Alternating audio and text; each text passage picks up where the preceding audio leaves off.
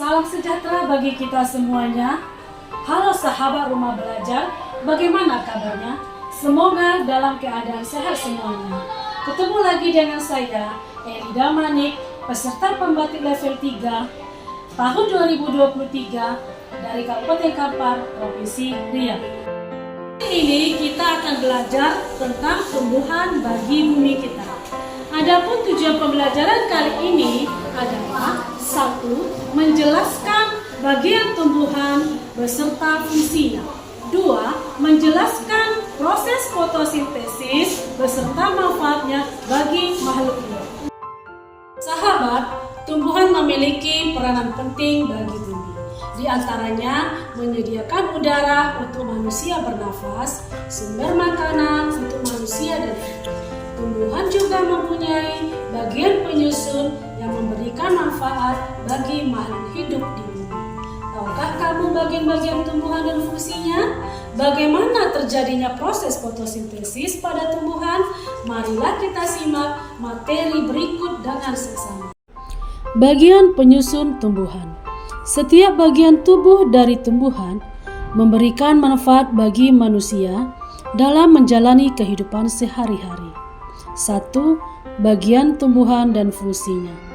Tumbuhan yang ada di sekitar memiliki bentuk tubuh yang beraneka ragam. Berikut bagian tubuh tumbuhan beserta fungsinya. Yang pertama yaitu akar. Akar adalah bagian terpenting pada tumbuhan yang menghubungkan tumbuhan dengan tanah atau media tempat tanaman tumbuh. Akar memiliki fungsi mencari dan menyerap air dan mineral ataupun zat hara yang ada di dalam tanah. Akar juga berfungsi sebagai tempat penyimpanan cadangan makanan. Yang kedua, batang, yaitu bagian tanaman yang menempel pada akar dan berada di atas permukaan tanah. Batang dibedakan menjadi dua macam, yaitu batang dikotil dan monokotil. Batang tumbuhan berfungsi sebagai alat pengangkut yang mengantarkan air dan nutrisi dari akar ke seluruh bagian tumbuhan. Selain itu, batang juga dapat menopang tumbuhan dan menjadi tempat penyimpanan cadangan makanan pada tumbuhan. Yang ketiga, daun. Daun adalah bagian dari tumbuhan yang memberikan warna hijau yang cukup dominan pada tumbuhan. Daun akan tumbuh dan menempel pada batang pohon. Daun yang sempurna akan memiliki 3 bagian, yaitu pelepah daun, tangkai daun, dan helai daun. Daun berfungsi sebagai tempat fotosintesis. Selain itu, daun juga berfungsi sebagai alat pernapasan tumbuhan, tempat terjadinya penguapan, dan sumber makanan bagi manusia dan hewan. Keempat adalah bunga. Bagian-bagian bunga antara lain tangkai bunga, dasar bunga, kelopak bunga, mahkota bunga, benang sari, dan putik. Fungsi bunga adalah sebagai perhiasan tumbuhan dan tempat berlangsungnya perkembangbiakan tumbuhan. Yang kelima, buah. Buah merupakan cadangan makanan yang dihasilkan oleh tanaman yang dapat dinikmati oleh makhluk hidup lainnya seperti manusia dan hewan. Buah terdiri atas kulit buah, daging buah, dan biji. Biji buah berfungsi sebagai bakal tumbuhan baru, dan daging buah bagi tanaman berguna untuk melindungi biji. Buah juga menjadi sumber makanan bagi makhluk hidup lainnya.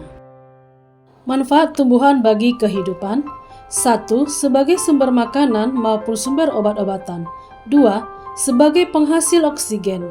3. Sebagai tempat berlindung dan rumah bagi hewan-hewan. 4.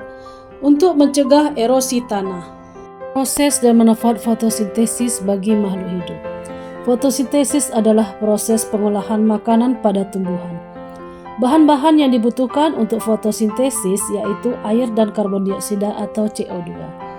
Tumbuhan akan mendapatkan air melalui proses penyerapan menggunakan akar, khususnya melalui rambut akar. Sementara gas karbon dioksida didapatkan lewat mulut daun atau stomata dan lubang kecil pada batang atau lentisel. Fotosintesis terjadi di daun yang banyak mengandung klorofil. Klorofil akan mengikat sinar matahari secara langsung. Energi dari sinar matahari tersebut dimanfaatkan untuk mengubah air dan karbon dioksida menjadi karbohidrat dan oksigen atau O2. Manfaat fotosintesis bagi makhluk hidup yaitu memproduksi karbohidrat yang menjadi makanan bagi hewan dan manusia.